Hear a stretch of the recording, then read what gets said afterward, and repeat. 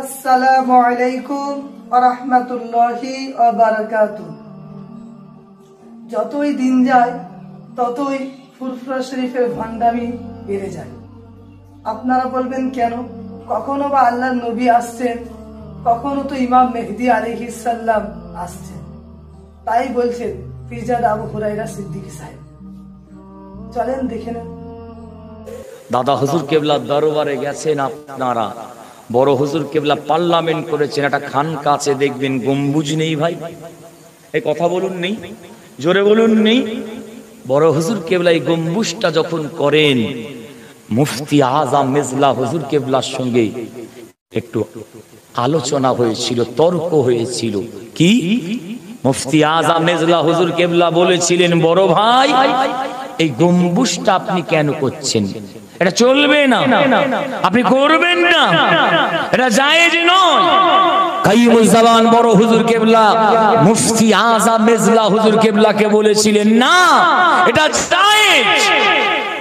এটা মসলা নিয়ে দু ভাইয়ের তর্ক হচ্ছে, আলেমে আলেমে তর্ক হচ্ছে, মুফতিতে মুফতিতে তর্ক হচ্ছে।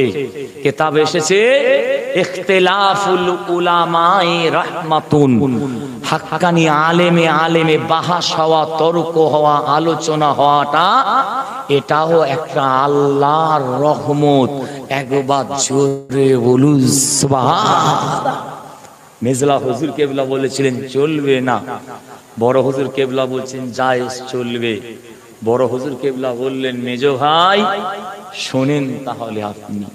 গত রাতে আমি কাইয়ুমুজ্জামান বড় হুজুর কেবলা শুয়ে আছি, রাতের বেলা স্বপ্ন দেখছি, আল্লাহ আমাকে দেখাচ্ছে ইমাম মাহদী আলাইহিমুস সালাম যখন তিনি আসবেন, দুনিয়া সফর করবে, জি তিনি ফুরফুরা শরীফে আসবে।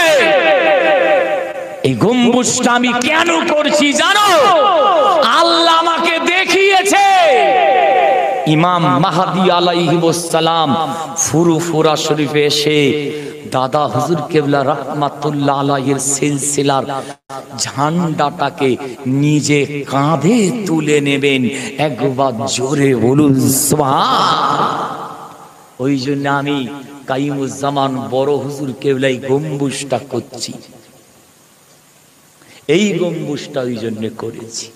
ভাই ইমাম মেহদি আলাইহিস সালাম পৃথিবীতে এত জায়গা থাকতে ফুরফুরা শরীফেই আসছেন। তো এইগুলো ভণ্ডামি ছাড়া, প্রতারণা ছাড়া, মানুষকে বিভ্রান্ত ফেলা ছাড়া আর কিছুই না। আজকে আপনারা যাচাই বাছাই না করার কারণে আজকে এই অবস্থা। আপনারা দেখলেন কি হারে ভিডিওতে সুবহানাল্লাহ আল্লাহু আকবার বলছে, অন্ধের মতো বলে যাচ্ছে। তিনারা একবারও গবেষণা করলেন না। সিহাসিদ্দার এত হাদিসের কিতাব রয়েছে, 6টা সিহাসিদ্দার হাদিস এবং আর অন্যান্য যে হাদিসের কিতাবগুলো রয়েছে, আপনারা তো কয় বললেন না যে আমাদেরকে প্রমাণ দিন, কোথায় আছে?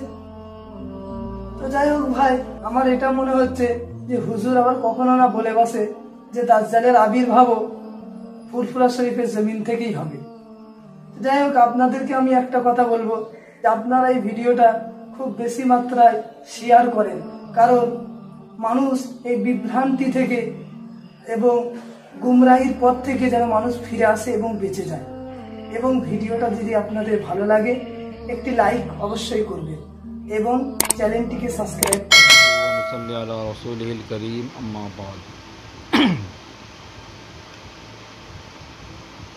आप 40 साल की उम्र में इमाम महदी बनकर ज़ाहिर होंगे और 7 या 9 साल हुकूमत करेंगे।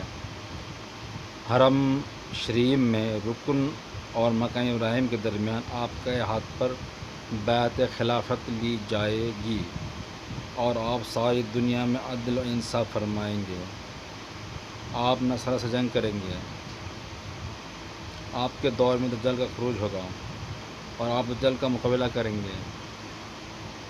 आप ही के दौर में हज़रत ईसा अलैहिस्सलाम जन्म फरमाएंगे और नुज़ूल के बाद आप 2 साल तक हज़रत सल्लल्लाहु की मायत में रहेंगे। आप 70,000 के लश्कर को लेकर कुस्तुनतनिया को फतह करेंगे।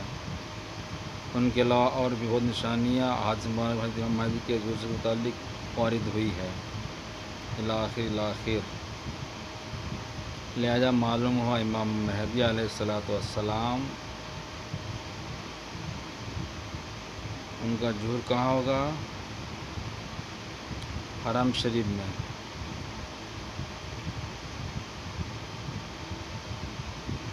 مکہ حرم شریف میں رکن مکہ مکرمہ کے درمیان آپ خط بدلیں گے۔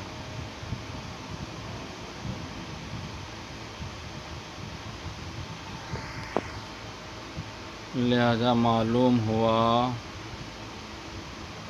امام مہدی کا ظہور مکہ مکرمہ سے ہوگا اور لوگ رکن و مقام ابراہیم کے درمیان میں اس سے بیعت کریں گے۔ তাহলে মক্কাতে ওনার জোহর হবে, মক্কাতে উনি প্রকাশ পাবেন, অন্য জায়গায় নয়।